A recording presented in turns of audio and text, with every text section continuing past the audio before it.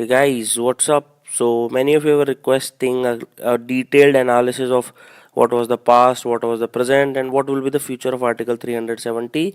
For that, we need to go in detail about the Jammu and Kashmir issue. So in this lesson, I'll be tackling that. So it is a very famous line: "If there is a paradise on earth, it is this, it is this, it is this," and it has been said for Jammu and Kashmir, and it is like verse by Amir Khusro. Okay, he is a very famous learned man in medieval India. तो अगर फिरदौस बर रूए ज़मीन अस्त हमीन अस्तो हमीन अस्तो हमीन अस्त. ठीक है. So this is said about Jammu and Kashmir.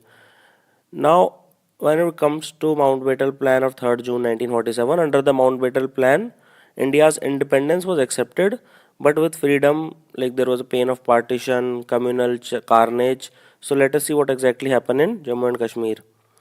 So political situation was major stakeholders, like since 1846 Kashmir had been ruled by a Hindu Dogra chief. His name was Maharaja Gulab Singh Dogra. है ना. The state was considered a Hindu state with the total exclusion of the Muslim majority from any share in the political power. And in 1947, Maharaja Hari Singh, he was the ruler, and the Brahman Dogra elite, they completely dominated the land.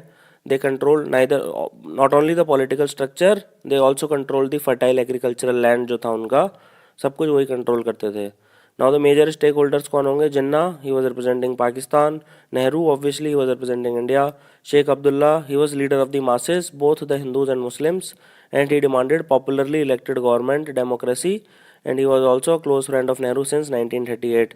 Then there was Hari Singh Dogra, he was the ruler, and Ramchandra Kak was the prime minister of Hari Singh Dogra, and he motivated Hari Singh to neither accede to India nor Pakistan. ठीक है.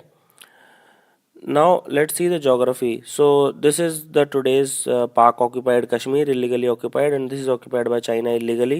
Okay, so this is the in contention with China, this is in contention with Pakistan. This is called as Gilgit Baltistan.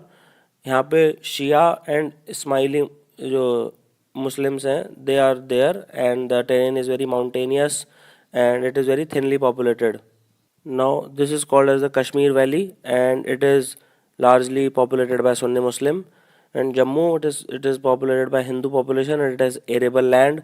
And finally this is your Ladakh, and it is by and large having Buddhist and thinly populated. As you can see, all the major religions including Sikhism are presented in the state. This is your Siachen glacier. Okay, so this is the entire Jammu and Kashmir.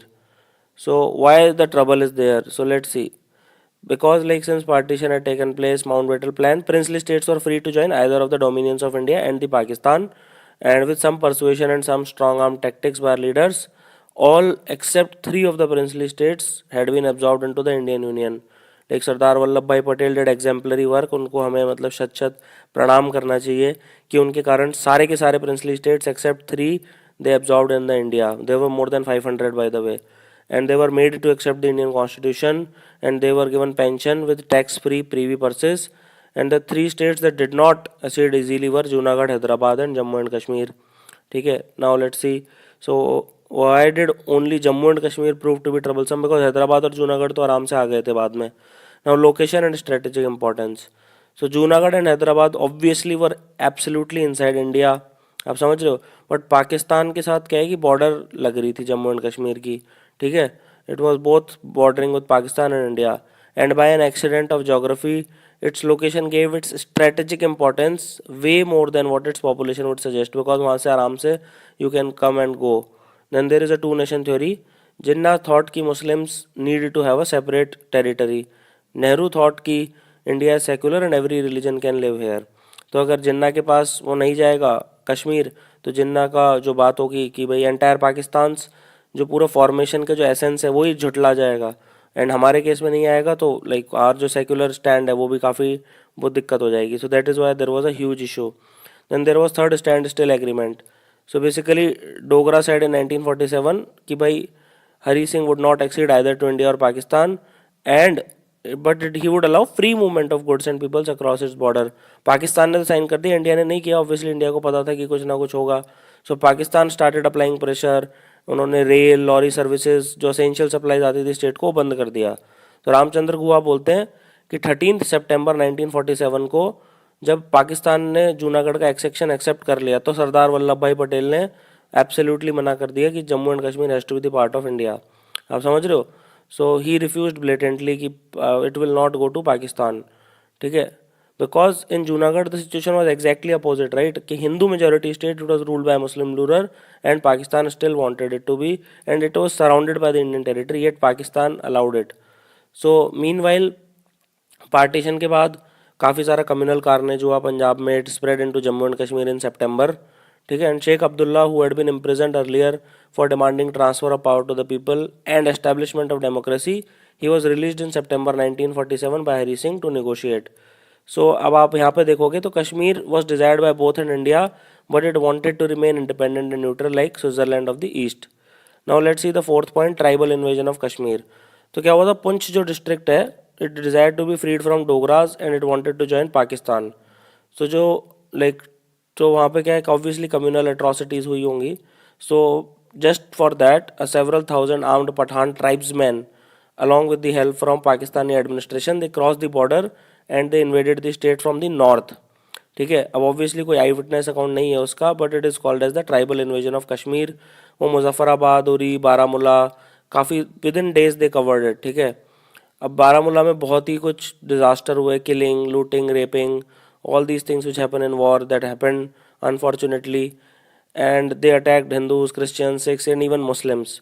Finally 26 October को हरी सिंह ने formally acceded to India, and within one day Indian army was airlifted to Srinagar on 27th October and raiders were pushed back from just outside Srinagar, and within 2 weeks by 10th November Indian army had recovered the territory up to Muzaffarabad. अब obviously सर्दी हो गई तो लड़ाई को रोकना पड़ा. Now let's see. So two important parts here which you can see are, so it is the first India Pakistan war which is happening in 1948, ठीक है. Next lecture I'll be discussing all the India Pak wars, so I'll discuss that. And second is the story of Article 370. So let us discuss it here. So Article 370 key issues are, like, first is instrument of accession, ठीक है. So as per the original instrument of accession, princely state of Jammu and Kashmir had only acceded power with respect to 3 subjects जो थे defence, foreign affairs and communication. So उसमें क्या था कि जो cabinet mission plan था मई 1946 का और objective resolution of Nehru in December 1946, उसमें बोला गया था residuary power with remain with the state. However after declaration of partition and development in Kashmir, it was felt कि it is the need of the hour to protect the India's territorial integrity.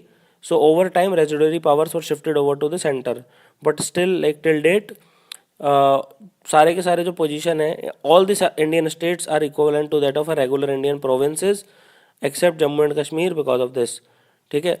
So in case of Jammu and Kashmir, जो representatives of the constituent assembly requested that only those provisions of Indian Constitution that corresponded to the original instrument of accession should be applied to the state, जो मैंने अभी 3 बताए. And the clause 7 of the instrument of accession, which was signed by Maharaja Hari Singh, declared that the state could not be compelled to accept any future constitution of India. आप समझ रहे हो, state का अपना खुद का draft, खुद का कॉन्स्टिट्यूशन होगा, खुद के एडिशनल पावर होंगी, एंड इट विल डिसाइड कि what will go to the central government. So article 370 was designed to protect those rights. So the key issues regarding Article 370 are that Parliament has no residual powers with respect to Jammu and Kashmir. सबसे important बात बता रहा हूँ, ये please याद रखना. Center's jurisdiction is very very limited. And the third and the most important and most controversial thing is it starts with temporary provision with respect to the state of Jammu and Kashmir. Jammu and Kashmir High Court thinks it is not temporary, it is permanent. Indian Parliament thinks it is temporary, obviously. Now everything depends on the interpretation of Supreme Court. Now let's see why it is an issue. So the PIL was filed in 2015 and it had requested the court to quash Article 370 and make all laws which are applicable to other states which make also valid for Jammu and Kashmir.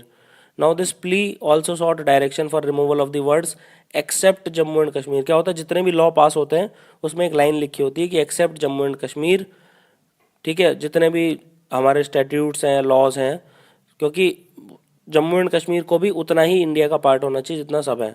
So according to this PIL, article 370 and the consequent presidential order should abridge the constitutional scheme. It is also violating the part 3 of the Indian Constitution because it relates to the fundamental rights of the people and it comprises the basic structure, ठीक है.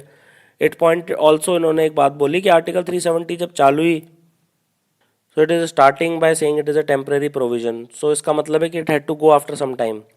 लेकिन इसका response Jammu and Kashmir high court ने क्या दिया है, उन्होंने ये बोला है कि article 370 despite anything in the constitution and despite the title temporary provision, article 370 is a permanent provision of the constitution. Jammu and Kashmir high court बोलता है कि it can not be abrogated, it can not be repealed और it can not be even amended as mechanism provided under article 370 clause 3 is no more available. क्यों?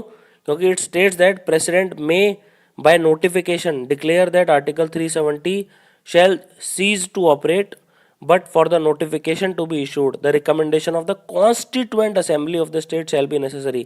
अब obviously state की constituent assembly तो dissolve हो चुकी है 25 जनवरी 1957 को without recommending either abrogation और amendment of the article 370.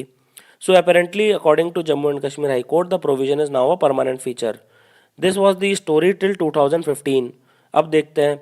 But for the first time in December 2016 the Supreme Court has agreed to examine the inviolability attached to Article 370 of the Constitution, which confers a special status of the is on the Jammu and Kashmir with respect to other states. अब इसका basis क्या है? The basis for the challenge is that Article 370 is not, again I am repeating, is not the part of the basic structure of the Constitution of the India, and if Parliament wants it can be amended under Article 368. आप मेरी बात ध्यान से सुनना. According to case 1 Nanda Bharti case, there are some basic structure of the Indian Constitution, जैसे parliamentary form of government, जैसे secularism, etc. ठीक है, but article 370 is not part of basic structure of the Indian constitution, hence it can be amended.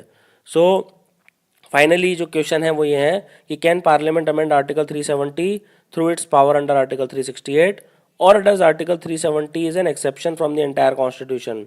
क्योंकि एक line लिखी हुई है article 370 में कि not with standing anything in the constitution, ऐसे कुछ लिखा हुआ है. ठीक है. So basically it all depends on the will of the people of Jammu and Kashmir and ultimately how the Supreme Court interprets the entire Article 370 vis-a-vis Article 368. So at the end of the day it's all about the interpretation of the Supreme Court. Whatever they decide will have to be done. And thank you for watching this. Have an awesome day.